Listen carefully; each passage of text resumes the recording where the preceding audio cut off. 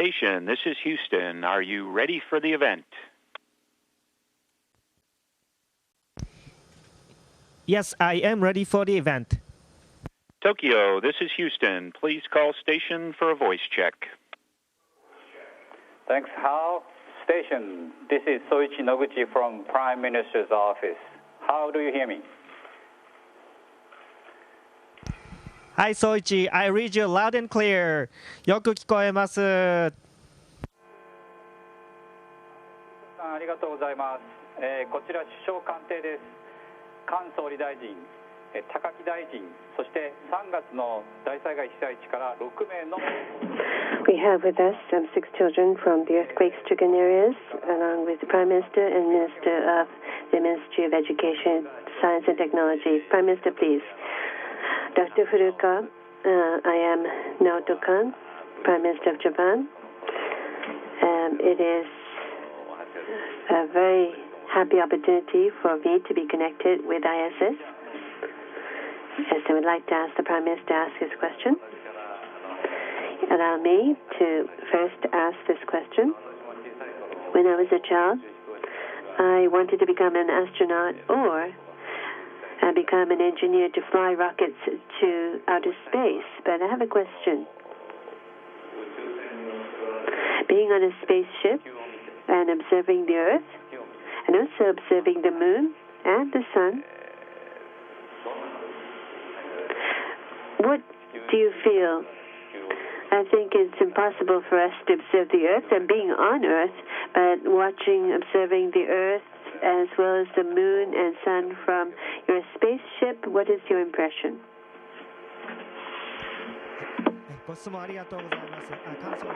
Thank you very much for your question. It is a great honor for me to be able to speak with the Prime Minister. Well, when I observe the Earth, it's blue and beautiful during the daytime.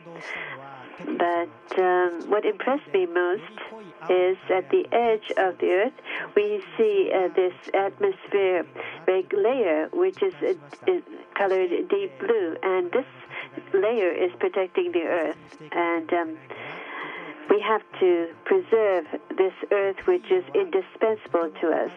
Now, the sun, yes, it's very bright, and it's white to a yellowish color, and it is very powerful, muscular, and also sometimes appears to be very violent.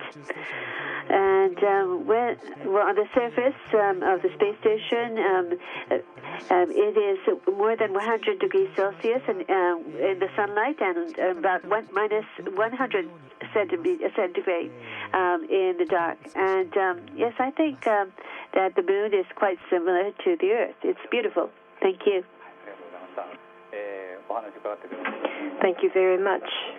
I also remember how the Earth, how I observed the Earth from the spaceship as well.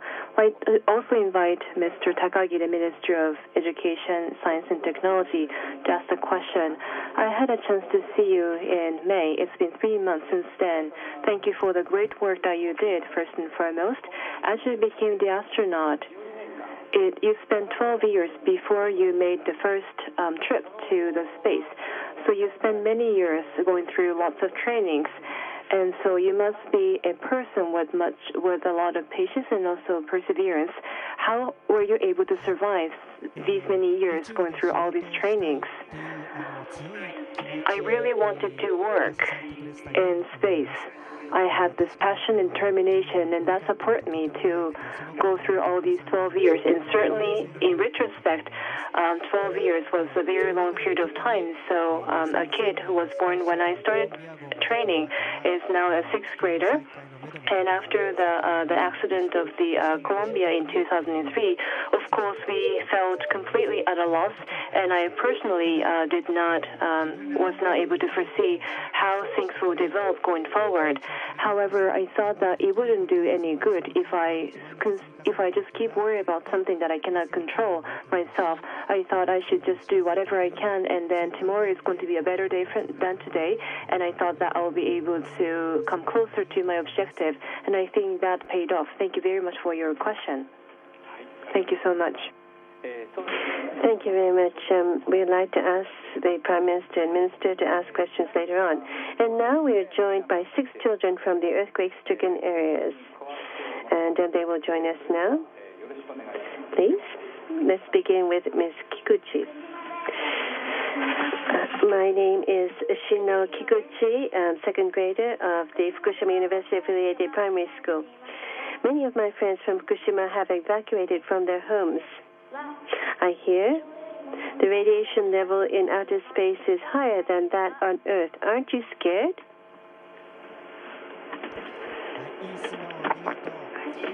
That is a very good question. Thank you. At ISS here, we have between 0.5 to 1 millisievert of exposure. And so it is between 100 to 500 millisievert during 6 months of stay. But I'm not scared. This is the environment that I am in right now. But I'm conducting various scientific experiments to make people's lives better. And also try to make the preparation so that everyone can travel easily to space in the future. Thank you. Next, Mr. Ishiwata. Yes, my name is Kei Ishiwata. I'm a second grader of a junior high school affiliated with Fukushima University in space. Where does radiation come from?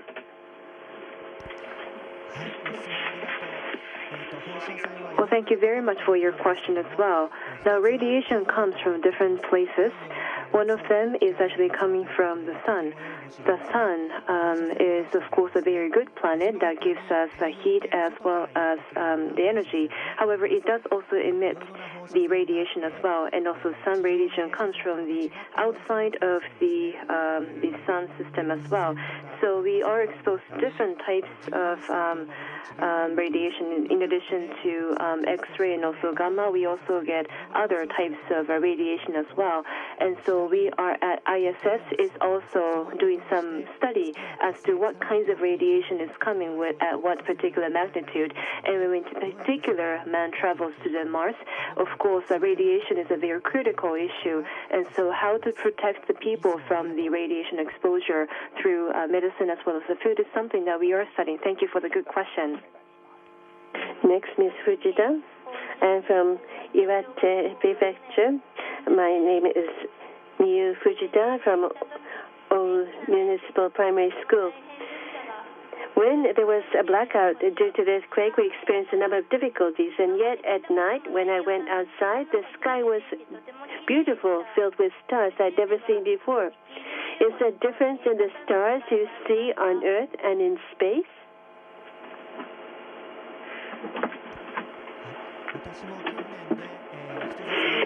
Yes, I myself, I have gone to the mountains in a remote area to train, and it was like a jewel box, the stars in the sky. Likewise, in space, we can see a number of stars, but there is one difference in space. The stars in space that we observe from here do not glitter. Well, on Earth, we can see the stars glittering because of the atmosphere. But in outer space, we can see a lot of stars, but they do not glitter like we see on Earth. So from that perspective, I think it's more romantic to observe stars on Earth. Thank you very much. Next, Mr. Oikawa. Well, due to the March 11th earthquake, the power and water supply got stopped, and we also experienced food shortage.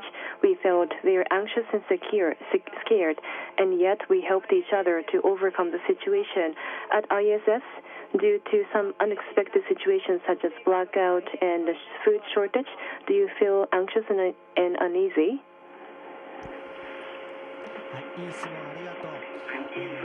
Thank you very much for your good question.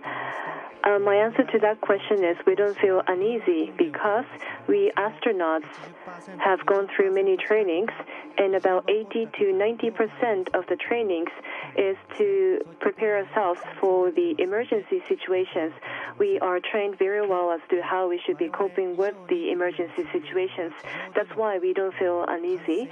And more than us, it is the people in the control tower on the ground that have gone through even more trainings.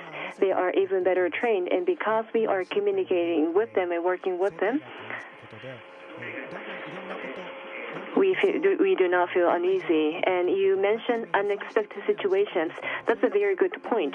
Of course, in the training, we do assume particular scenarios, and yet there could be some situations where we have never expected or assumed in the trainings. And if that happens, we work together with the people on the ground and also work together amongst the crew in order to overcome the situations. Thank you so much.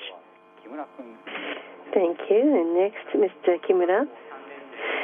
My name is Ryota Kimura from Tohoku Gakuen High School. I'm a third grader. Which do you think will come first? The time when mankind will go to another galaxy, or the time when space travel will become a common thing? And how long do you think it will take for this to happen?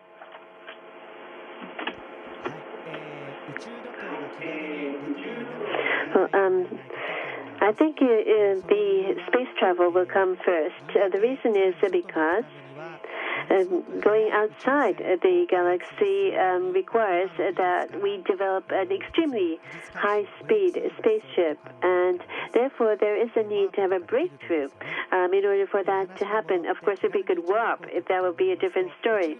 Now, making space travel a common thing, well, I think it will start from a few years from now, but to make it easily accessible, I think will require another 30 to 50 years.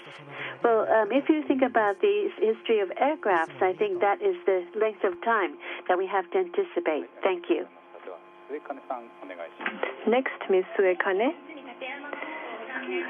My name is Sakuya Suekane. I'm a third grader of Izumi Tateyama High School in Miyagi Prefecture.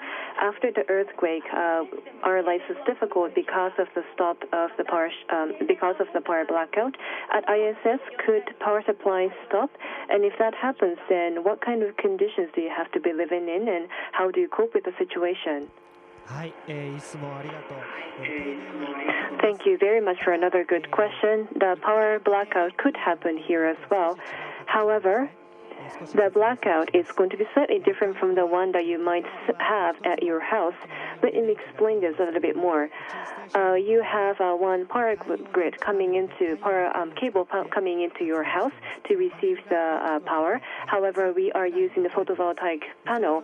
We have about 8 panels or so to receive the power, and because we are getting the power supply differently through all these different 8 panels, there could be some partial blackout. And therefore, for example, half of the lights within a laboratory could go off. And if that is the case, of course, we will cope with the situation. And also, in addition to the electricity, there could be some power being stopped to be supplied to the computers, which is very critical. And if that happens, of course, we have to recover that. In order to cope with that situation, at the time of the design of the space station itself, we first and foremost do assume different kinds of emergencies so that we could proactively take some countermeasures as to what we would do in case certain scenario happens.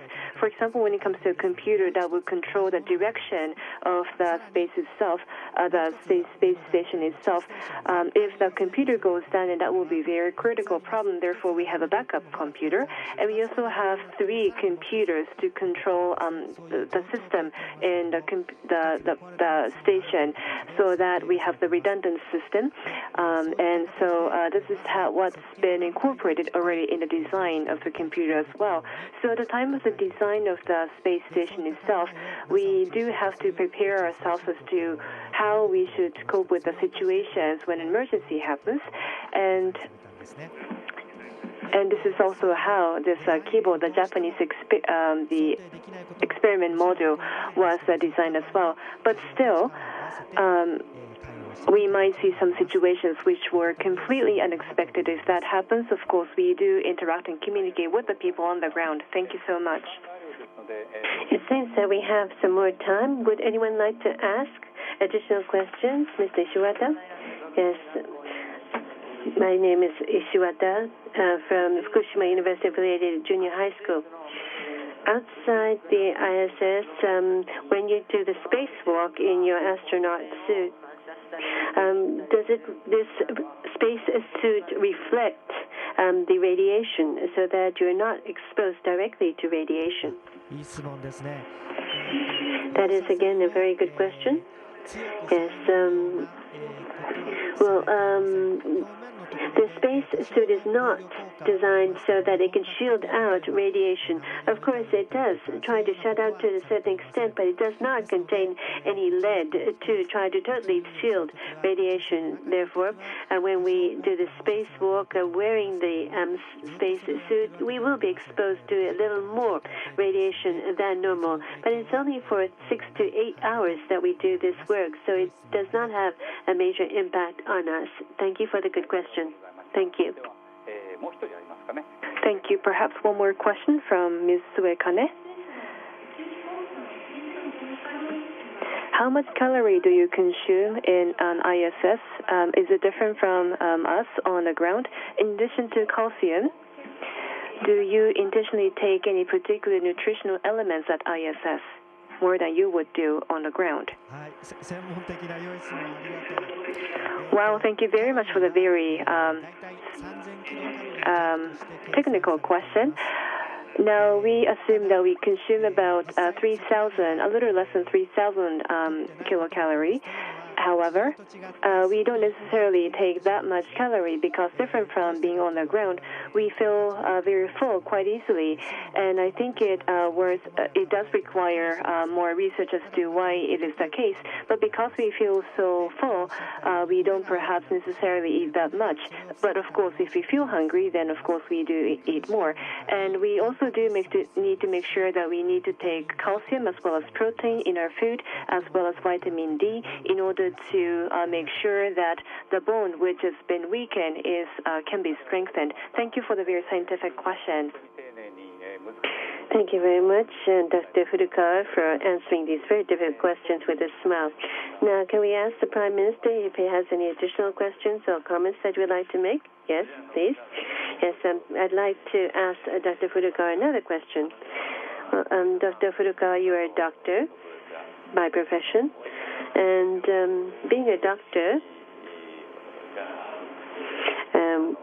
using your knowledge as a doctor, are there any specific experiments that you're conducting or any specific research that you're conducting? Well, I think your profession as a doctor and also your work at the spaceship might have some connection.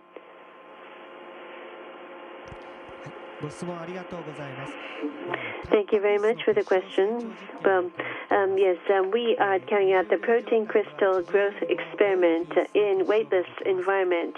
We can create more higher quality crystals, and by taking this back to Earth and analyzing, we can understand better the 3D structure. And we believe that this will link the way to curing cancers.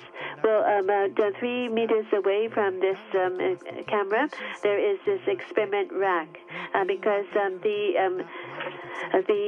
there are the veins which are giving nutrition to the cancer cells, and because of these veins, we see the cancer grow. But if we can sever this route of nutrition, then we can curb the growth of cancer cells. And so we are trying to create such crystals for this purpose.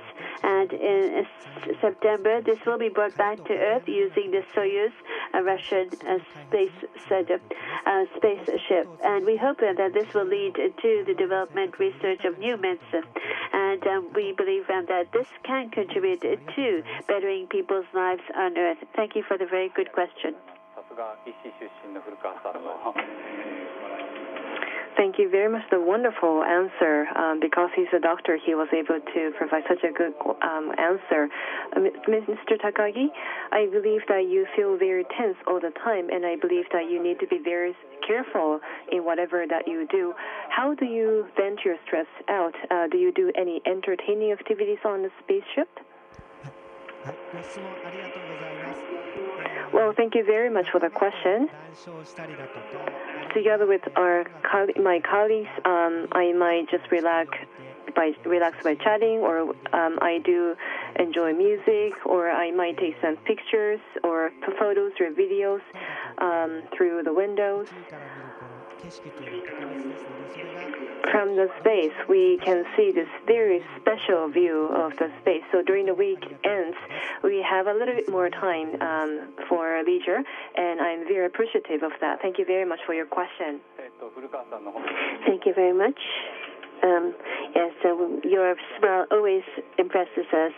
Dr. Furukawa does seem to be enjoying his life on the ISS. And the children from the earthquake-stricken areas, do you have any additional questions that you'd like to ask? Well, it might be difficult to be asked to ask a question. Dr. Furukawa, well, I think you're halfway through your mission. In the second half of your stay at ISS, the Prime Minister would like to send you some words of encouragement. Yes, well, today the children have joined us in this event, and we're very grateful for having this opportunity. It was very enjoyable talking to you. I hope that the children will gain interest in space, and if possible, we want children to follow the footsteps of Dr. Noguchi and Dr. Furukawa.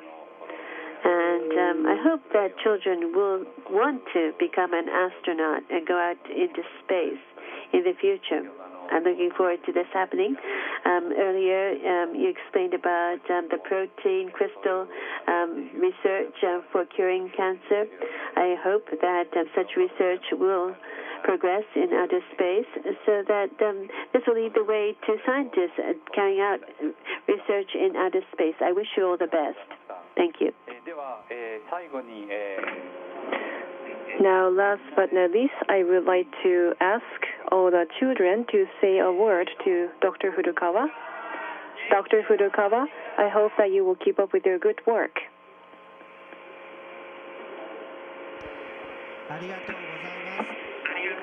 Thank you so much.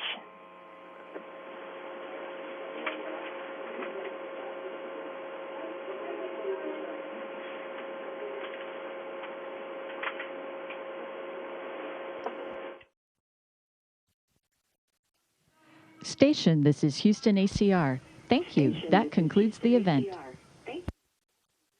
Thank you, Prime Minister Naoto Kan and all participants. Station, we are now resuming operational communications.